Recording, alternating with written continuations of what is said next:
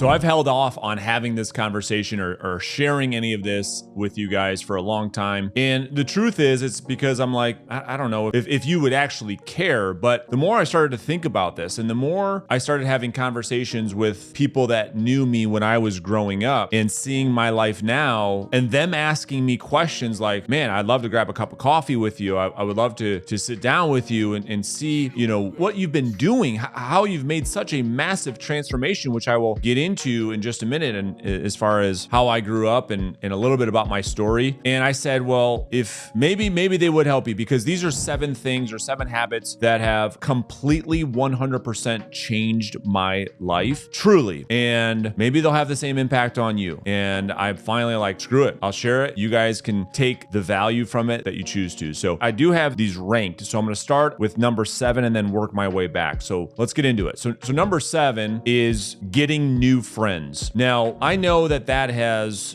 been a cliche almost in the personal development space, but I mean this in the truest form. So when I look at the people that I grew up with, I only really see 2 or 3 of them. And for the most part, it's because the way in which I am today, it wasn't my choice. It was the fact that I repel them now. And we're going to get into all the different reasons why. So when it comes to personal development, there's a lot of cliche sayings out there. You know, show me your 5 closest friends and I'll show you your future and all that kind of stuff, which is absolutely true, that you are who you hang out with most. And that is part of this. But really what has happened as I have continued to develop and focused on getting better, those people didn't want to hang out with me. And so it was a mutual thing. You see, the people that I used to hang out with are doing things and still continue to do things that I no longer have interest in, which we're going to talk a lot about some of those things in today's video. I just have no interest in them whatsoever. And the things that I am interested in now have led me to meeting new people and generating new friend groups. And I think that at the beginning, this was difficult because those were people that I thought that really cared about me. But the reality is it's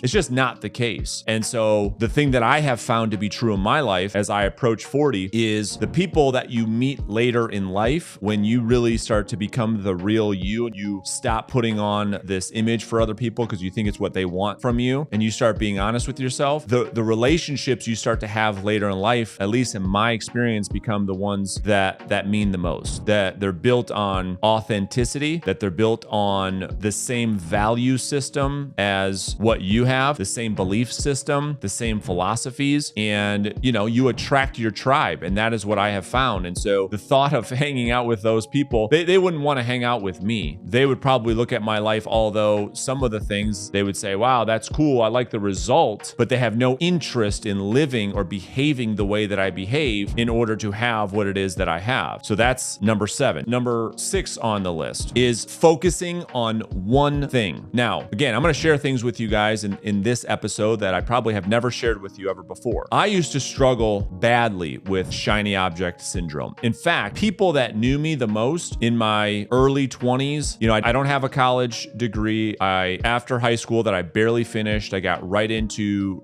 working, right into business. And I would hop from one thing to the next, one idea, one job to the next. And at the time, people in my life, accused me of that was going to be my biggest, plague. And they weren't wrong. However, I don't regret that because I learned a lot. And it was because I was willing to quit doing something when I lost interest in it that led me to where I am today. However, now that I'm not operating from impulse or emotion and making a decision to focus on one thing and cutting out the fat, I read a book a couple years ago called Essentialism, and that book had a profound impact on me. And there's many other books, and we'll talk about that in a minute too, that have done the same. And what I have learned is that we only have a finite amount of focus, energy. If we disperse that finite amount of focus and energy over multiple different things, your results will suffer badly. That's been one of the biggest things that have been holding me back in my life. And it wasn't until recently when I cut all of that out of my life. In fact, doing less allowed me to accomplish more. That thought for me was very difficult because I never wanted to feel like I was losing an opportunity. So as a result, I said yes to everything everything that came across my plate. Hey, Brandon, I'm thinking about starting this business. You want to do this with me? Yes. Hey, do you want to do this? Yes. You want to go here? Yes. It was always yes. I was the yes man, jumping from one shiny object to the next. And it wasn't until, like I said, recently where I have done the exact opposite, and it has served me so much better. Not just me, but the people in my life. Because here's what would happen. I would say yes to everything, overcommit to everything, and not be able to deliver on anything. That is what happened to me. And I would continue to let people down, really letting myself down, because I was just spread too thin, being everything to everybody, trying to please everybody, trying to make everybody happy. And as a result, I made no one happy, especially myself. So as of the last couple of years, I have gone all in on one thing. And that right now for me is focusing on my real estate sales education business. So much so that I sold my real estate brokerage firm. I sold my mortgage company. I sold my title company. And I've really focused on my coaching and training business. And as a result of me doing this, the results have been amazing, incredible. The results we're getting with our coaching clients have been incredible. The results the business is doing is incredible. This, for me, focusing on one thing, putting all my energy and attention into one thing, putting all of my finite amount of energy and attention and focus into one thing has allowed me to really slingshot forward into creating an income and a lifestyle that before I could have never dreamt of that, because I was spread so thin, because I thought the way to success was having multiple businesses, multiple things happening going on at all times. Because when you look at these ultra successful business owners or entrepreneurs, that's what they have. However, they all say the same thing. They all say, for the first 20 years before you knew who I was focused on one thing, one business. And it wasn't until 20 years later that I started branching out and getting these multiple streams of income. But the new entrepreneur, myself included, we don't see that. We're comparing our chapter 1 to their chapter 20 and saying, well, if they have multiple businesses, that must be the way. So I'm going to be this serial entrepreneur and start all these different businesses and do all this different stuff. And what I have found is that's the fastest way to low results. Number 5, walking. Walking has changed my life in so many different ways. And we're going to talk about some different things in a minute, but when it comes to mental health, physical health, attitude, behavior, walking has made the biggest impact on my life. And now it's a priority. In fact, I'll show you guys what I carry with me every single day. In addition to having to show this to my coach, I have this tracker that tracks all my steps every day. And I get at least 10,000 steps every day. Yes, for all the physical, but more so for the mental side of it. If you have not been a walker, right? And a lot of people experience this as runners too, but for me, running caused a lot of injuries and a lot of pain, tore up my knees, my ankles, my toes, my feet. But for walking, because it doesn't require a lot of physical exertion, you can do it every single day without having to recover. And so walking for me, although all the upsides on the physical side, for the mental side, it's been a game changer. This is where I've come up with my best thoughts, my best ideas, where I process complex business strategies. It's where I have great conversations with people. A lot of times I'll have coaching conversations with agents that I coach when I'm on a walk, because I can articulate my thoughts so much better when I'm moving. And it's been a game changer. Let's get into number 4, which is audiobooks. As I'm walking, that's where I really, really pour into myself. That's where I've made a heavy investment in my future self, is through walking, but specifically with audiobooks. So let's talk about audiobooks. Audiobooks, another thing, another habit that has absolutely changed my life, and I continue to this day. Here's what I know. What I know, and the people that I see that have gone the traditional education path or not, you know what? That's a whole nother story. College, just put that aside. Just most of the people that I know, they are not life learners. They are more interested, and I'm not trying to knock this, but they're more interested in being entertained than they are learning. For me, this habit gotta be, it's number 4 on my list. One of the things that I think are responsible for the results that I have produced that I am proud of. And what I see, and again, it's not right or wrong, good or bad. I'm just telling you what has helped me get to where I'm at. I see people, scrolling on TikTok, listening to music. It's fine. Reading non-educational books, doing a bunch of different things. And that's fine if that's what makes them happy. What makes me happy is learning. I love learning. I love the feeling of getting get better. And for me, audiobooks is that for me. In fact, I get more entertainment and more pleasure from audiobooks than listening to music. When I'm driving my car, you can ask anyone that knows me, there isn't music playing. There is an audiobook going at all times. Same thing on my phone. Audiobook going at all times. When I work out, when I walk, when I drive, when I'm doing anything, I have my earphones in listening to an audiobook. Because here's the other thing that I figured out is that the greatest minds on the planet have put their best thoughts in these books. And when I figured that out, I said, wait a minute, that's the keys to the kingdom. Why am I trying to figure out anything? I can just go to the world's greatest achievers on the planet. And for $20, they put their best thoughts of their life in these pages. And for me, I can't get enough. You know, I go back and I listen to some that are, and I'll make a whole episode on my favorite books. But for me, I have a thirst for learning. I have a thirst for education, and I'll call it non-traditional education. You know, again, I didn't go the traditional path of college education, all that. That didn't serve me. And what I see is a lot of those folks haven't picked up a book since they graduated college. I can't get my hands on enough books. And I say audiobooks, but it's books too. Like you see behind me, you know, I love books. And for me, audiobooks are the thing that help me continue to grow my skill set, continue to expand my mind, continue to allow me to learn from the world's greatest achievers. Honestly, I would go as far as to say that people that aren't prioritizing them, I think, and they would never know it until they got into it, could look back on that as life's great regrets, where you have the world's greatest achievers putting their life's work into a book and you don't even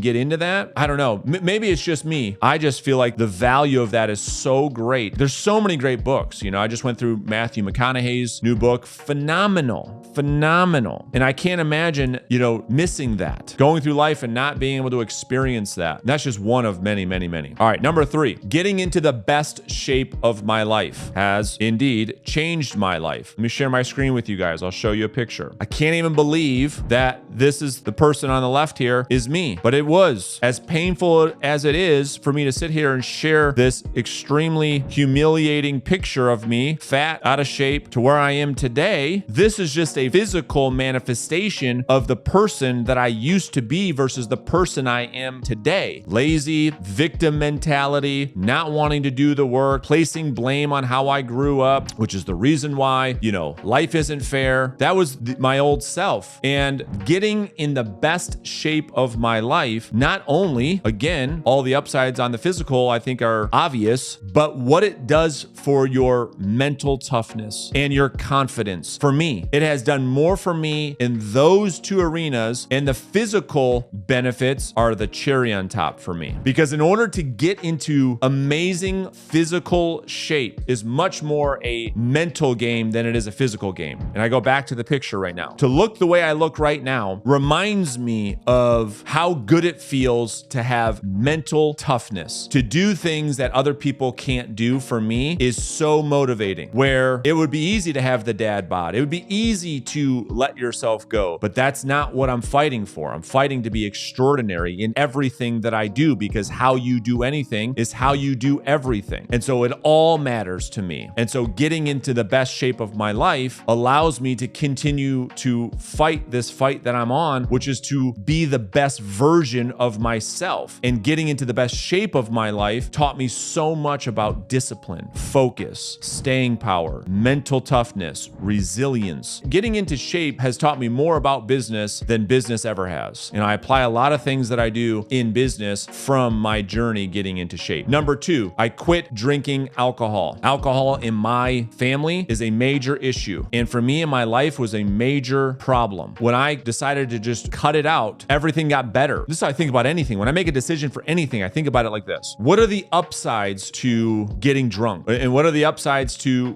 quit drinking? What are the downsides to quit drinking? What are the downsides of drinking? And I start to look at all of that. Drinking alcohol for me has no upside. It's all downside. Shitty sleep, terrible decisions, including food, staying up at night, getting awful sleep, the worst hangovers ever, 2-3 days. Me going out on a Saturday night wasn't just that. It was the following week would be completely wasted. It'd be gone. I would feel so bad for 3-4 days, and then come Friday, start to feel good again. And what did we do? Oh, that's right. Went out again line and did it all over again. You compound that year over year over year over year over year, week after week after week after week, it's not hard to understand why you're not winning at a high level. And for me, alcohol has zero upside. None. Zero. Well, Brandon, can't you just, why does it have to be like that all or nothing? Well, for me, again, drinking for me has so much downside. For me, I can't do it. Even 2 drinks for me gets me a 2-day hangover. My body, for whatever reason, rejects it. And I'm thankful for that. It brings me no joy the way in which I thought it did, which leads me into number 1. Number 1 is prioritizing sleep over everything else. When I was younger, I got caught up into, we'll call it hustle culture. Not that working hard is not important. I mean, that's what we've been talking about for the last, 20 minutes or so. But what was being touted for a long time was, messages from the old Gary Vee and messages from the hip hop preacher, Eric Thomas, sleep is for the broke. Stuff like that really resonated with me when I was young. I'm like, yeah, how untrue that is unbelievable. Sleep is the secret to high achievement. Secret, as I have learned, prioritizing sleep, tracking sleep, getting an Aura ring and tracking the amount of REM sleep and putting that into a tracker and reviewing that with a coach. Sleep is the most important. And now you've got all the science, all the studies, all the people flipping the script saying, yep, sleep, sleep, sleep, sleep. Sleep is the key. And that has been so true for me, that going to bed and waking up at the same time every day, no matter, even on Friday and Saturday nights and Sunday nights, has been the key to being highly productive, highly focused, to burn clean energy on a day-to-day basis to allow me to achieve greatness. And without it, I have no chance. And it still shocks me today that people are willing to risk sleep for short-term, what they call pleasure. Hey, let's go out tonight and let's go to the bar and get home at midnight. Absolutely fucking not. For me, if that's you, do you. I'm not judging. For me, that has not served me well. That has not served me well. If I'm in bed 9:30, 10 o'clock, up at 5:30 or 6 o'clock every single day, ready to take on the day, excited to take on the day. And the fact of throwing a day away for me is too painful. And yes, am I addicted to productivity? For sure. Is the thought of taking a day off from me give me high anxiety because I want to constantly produce and I want to constantly be productive? Yeah. But for me, that has seemed to serve me better than, work. Come on, give that thing a break. Let's go out. Let's hit the town. Well, for me, in the past, that has not helped me. That has not helped my life get better. That has helped my life get worse. And so those are my 7 things that have really impacted me. In the comments, let's have a conversation about some of the things or some of the habits. Maybe some of these you are doing as well, but add on to it. What are the habits that have served you in your life?